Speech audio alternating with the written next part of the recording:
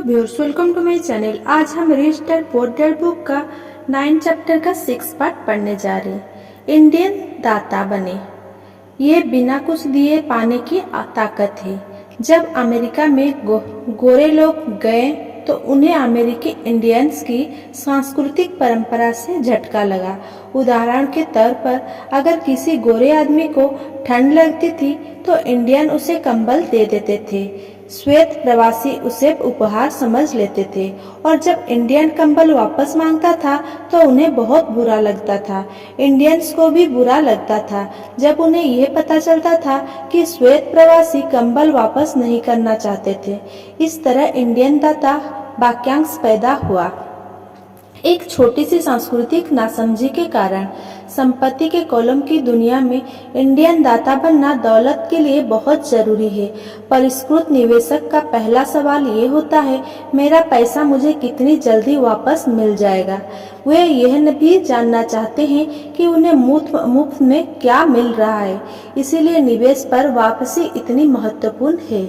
उदाहरण के तौर पर मुझे एक छोटा रियल एस्टेट मिला जो मेरे घर से थोड़ी ही दूर पर था।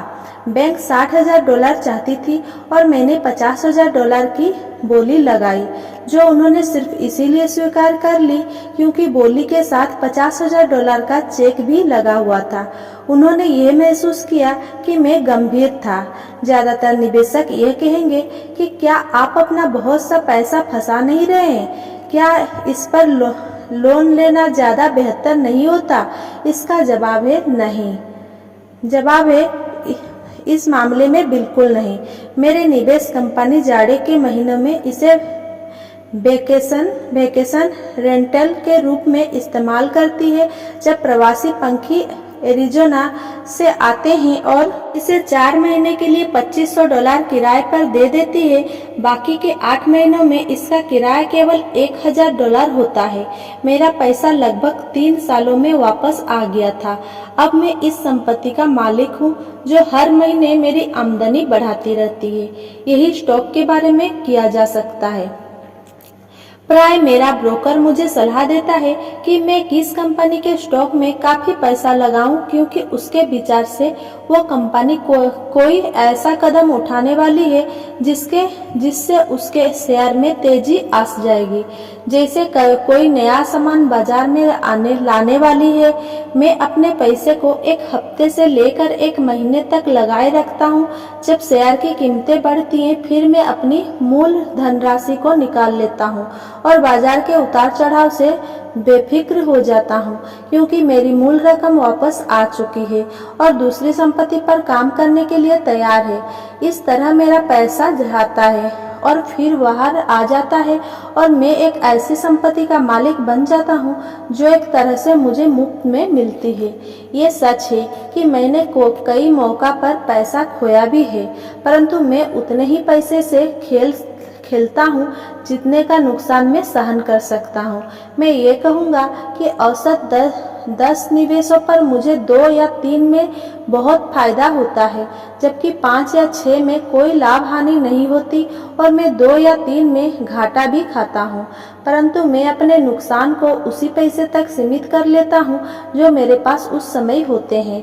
जो लोग जोखिम से नफरत करते हैं वे अपने पैसे को बैंक में रख देते हैं और दीर्घकाल में उनकी बचत कुछ नहीं से बेहतर ही होती है, परंतु आपको अपना पैसा वापस निकालने में बहुत लंबा समय लग जाता है और ज्यादातर मामलों में तो आपको इसके साथ कुछ भी मुफ्त नहीं मिलता है। पहले तो वे टोस्टर दिया जा करते थे, आजकल ऐसा बिरले ही होता है। मेरे हर निवेश पर एक ना एक चीज मुफ्त होनी चाहिए। एक छोटा रियल एस्टेट, एक मिनी स्टोरेज, खाली जमीन का टुकड़ा, घर, स्टॉक, शेयर्स या ऑफिस बिल्डिंग और जोखिम सीमित भी होना चाहिए। इस विषय पर इतनी ज्यादा पुस्तकें लिखी जा चुकी है कि मैं इसमें नहीं जाना चाहूँगा। मैकडोनाल्ड के मशहूर रे क्राक होम बर्गर फ्रेंचाइज इसीलिए नहीं बेचते थे क्योंकि उन्हें होम बर्गर से प्यार था, बल्कि इसीलिए क्योंकि उन्हें उस फ्रेंचाइज के साथ आने वाला रियल एस्टेट मुफ्त मिलता था। तो समझदार निवेशक को ब्याज की दर से ज्यादा चीजों का ध्यान रखना चाहिए। आपका पैसा वापस मिल जाने पर आपके पास क्या संपत्ति आती है, ये भी महत्वपूर्ण है। यही फाइनेंशियल समझदारी है। 8. संपत्ति से विलासित की चीजें खरीदी जाती है। संपत्ति से विलासित की चीजें खरीदी जाती है। केंद्रित करने की शक्ति। मेरे एक दोस्त का बेटा बहुत खर्चीला था और उसकी जेब में ऐसा लगता था जैसे छेद हो गया हो। 16 साल की उम्र में स्वाभाविक रूप से उसे अपनी कार चाहिए थी। बहाना ये था, सभी दोस्त के मम्मी डैडी ने अपने बच्चों के लिए कार खरीदी है। ये लड़का अपनी बचत में से पैसे निकालकर नकद कार खरीदना चाहता था। ऐसे समय में उसके डैडी ने मुझसे सलाह मांगी। आप क्या सोचते हैं कि मुझे उसे ऐसा करने देना चाहिए या मैं भी दूसरे पिताओं की तरह उसे कार खरीदकर दे दूं? इसके जवाब में मैंने कहा, कुछ समय के लिए तो ठीक है, परंतु लंबे समय के लिए आप उसे क्या सिखा पाएंगे? क्या आप अपने बच्चों की कार प्राप्त करने की इच्छा से उसे कुछ सीखने के लिए प्रेरित कर सकते हैं? अचानक उसके दिमाग की बत्तियां जल गई और वो तुरंत घर की तरफ चल पड़ा। 2 महीने बाद मुझे वो दोस्त फिर मिला। क्या तुम्हारे बेटे को अपनी नई कार मिल गई? मैंने पूछा। नहीं, उसे नहीं मिली, परंतु मैं गया और उसे कार के लिए $3000 दे दिए। मैंने उससे कहा कि वो अपने कॉलेज के पैसे के बजाय मेरे पैसे का उपयोग करे। मैंने कहा, ये तो आपकी उदारता है। नहीं, उस पैसे के साथ एक शर्त भी जुड़ी है। मैंने आपकी सलाह मान ली और उसकी कार खरीदने की प्रबल इच्छा के साथ सीखने की शर्त भी रखी है। शर्त क्या है? मैंने पूछा। पहले तो हमने आपको कैश फ्लो गेम का सहारा लिया। हमने उसे खेलते हुए पैसे की समझदारी से इस्तेमाल पर एक लंबा विचार विमर्श किया। फिर मैंने उसे वॉल स्ट्रीट जर्नल की सदस्यता दिलवा दी और स्टॉक मार्केट पर कुछ पुस्तकें भी दिलवाई। फिर दिक्कत क्या थी? मैंने उससे कहा कि $3000 उसके हैं, परंतु वो इनसे सीधे कार नहीं खरीद सकता है। वो इनसे स्टॉक खरीद और बेच सकता है, खुद का ब्रोकर ढूंढ सकता है और एक बार वो इन $3000 के $6000 बना लेता है तो वो अपनी कार खरीद सकता है और बाकी के $3000 उसके कॉलेज के फंड में जाएंगे। मैंने पूछा, और इसके परिणाम क्या निकले? वो शुरुआत में किस्मत वाला रहा, परंतु कुछ दिनों बाद उसने अपने मुनाफे की सारी रकम को गवा दी। तब वह सचमुच रुचि लेने लगा। आज चाहे वो $2000 के घाटे में है, परंतु उसकी रुचि बहुत बढ़ गई है। उसने मेरे द्वारा खरीदी गई सारी पुस्तक पढ़ डाली है और वह और ज्यादा पुस्तकों की खोज में पुस्तकालय भी गया था। वो मन लगाकर वॉल स्ट्रीट जर्नल पढ़ता है। सूचकों को केवल 1000 सूचकों के ऊपर नजर रखता है और MTV के बजाय CNBC देखता है। उसके पास केवल $1000 बचे हैं, परंतु उसकी रुचि और ज्ञान आसमान को रहे हैं। वो जानता है कि अगर वो इस पैसे को खो देगा तो फिर उसे 2 साल तक अपने पैरों पर ही चलना पड़ेगा, परंतु उसे उसकी कोई खास चिंता नहीं है। अब उसे कार हासिल करने में ज्यादा रुचि नहीं है, क्योंकि उसे एक ऐसा खेल मिल गया है जिसमें उसे ज्यादा आनंद मिलता है। क्या होगा अगर वो सारा पैसा हार जाता है? मैंने पूछा। जब होगा तब देखा जाएगा। मैं तो चाहूंगा वो अभी सारा पैसा हार जाए, बजाय इसके कि वो हमारी उम्र में आकर सारा पैसा हारें। और इसके अलावा मैं तो यह मानता हूँ कि उसकी शिक्षा पर खर्च किए गए यह सर्वश्रेष्ठ $3000 थे। जो वो सीख रहा है वो जिंदगी भर उसके काम आएगा और वो पैसे की ताकत का सम्मान करना भी सीख गया है। मुझे लगता है कि अब उसकी जेब का छेद बंद हो चुका है।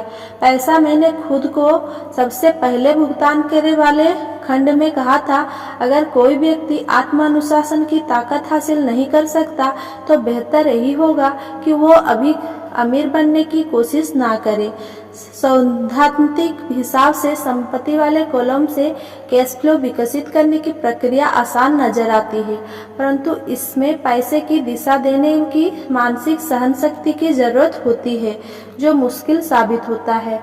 बाहरी आकर्षण और प्रलोभन के कारण आज की खरीदारी की दुनिया में अभी सारा पैसा आसान हो चला है कि पैसे को पूरा उड़ा ही दिया जाए। कमजोर मानसिक शक्ति के कारण ही वो पैसा सबसे कम प्रतिरोध वाले रास्ते पर हो जाता है। यही गरीबी और आर्थिक संघर्ष का कारण है। मैंने फाइनेंशियल समझदारी का यह आंकड़ा का उदाहरण इसीलिए दिया ताकि पैसे से ज्यादा पैसे कमाने की योग्यता को जाना जा सके। अगर हम 100 लोगों को साल के शुरू में $10,000 दे दे तो साल के अंत में क्या होगा? 80 के पास कुछ भी नहीं बचेगा। वास्तव में कोई तो ज्यादा कर्ज में दबे होंगे क्योंकि उन्होंने नई कार, फ्रिज, टीवी, VCR या छुट्टियों के लिए नकद पैसा दिया होगा। 16 ने उस $10,000 को 5 से 10% बढ़ाया होगा। 4 ने उसे $20,000 या लाखों डॉलर तक बढ़ाया होगा। हम किसी प्रोफेशन को सीखने के लिए स्कूल जाते हैं ताकि हम पैसे के लिए काम कर सकें। मेरे विचार में यह सीखना ही भी महत्वपूर्ण होता है कि पैसे से अपने लिए कैसे काम करवाया जाता है। मैं भी हर व्यक्ति की तरह विलासिता की वस्तुओं से प्रेम करता हूँ। अंतर यह है कि कई लोग अपनी विलासिता को कर्ज लेकर खरीदते हैं। वो पड़ोसियों से प्रतियोगिता करने का जाल है। जब मैं कार खरीदना चाहता था तब आसान रास्ता यही था कि मैं अपने ब्रोकर को बुलाकर लोन ले लेता, परंतु मैंने दायित्व वाले कॉलम को बढ़ाने के बजाय संपत्ति वाले कॉलम पर ध्यान केंद्रित रखा। अब तो मुझे आदत पड़ चुकी है कि मैं अपनी खर्च की इच्छा से प्रेरित होता हूँ कि किस तरह उसके लिए अतिरिक्त पैसे जुटा सकूं। आजकल प्राय हम अपनी मनचाही चीजों को खरीदने के लिए कर्ज लेने पर ध्यान केंद्रित करते हैं और पैसा बनाने पर ध्यान केंद्रित नहीं करते हैं। ये रास्ता कुछ समय के लिए तो आसान है, परंतु लंबे समय में वो बहुत मुश्किल साबित होता है। ये एक ऐसी बुरी आदत है जो हमें इंसानों के रूप में और राष्ट्रों के रूप में भी है। याद रखिए, आसान रास्ते अक्सर मुश्किल बन जाते हैं और मुश्किल रास्ते अक्सर आसान बन जाते हैं। जितनी जल्दी आप खुद को और अपने प्रियजनों को पैसे के शासक के रूप में प्रशिक्षित कर लेंगे, उतना ही आपके लिए बेहतर होगा। पैसा बहुत बड़ी ताकत है। दुर्भाग्य से लोग पैसे की ताकत को अपने खिलाफ इस्तेमाल करते हैं। अगर आप में पैसे की समझ कम है तो पैसा आपके ऊपर राज करेगा। ये आपसे ज्यादा स्मार्ट होगा। अगर पैसा आपसे ज्यादा स्मार्ट बन जाएगा तो आप इसके लिए जिंदगी भर काम करते रहेंगे। पैसे के ऊपर शासन करने के लिए आपको इससे ज्यादा स्मार्ट बनना होगा। फिर पैसा वही करेगा जो आप इससे कहेंगे। ये आपकी आज्ञा का पालन करेगा। इसके गुलाम होने के बजाय आप इसके मालिक होंगे। यही आर्थिक समझदारी है। Thanks for watching. Please like, comment, share.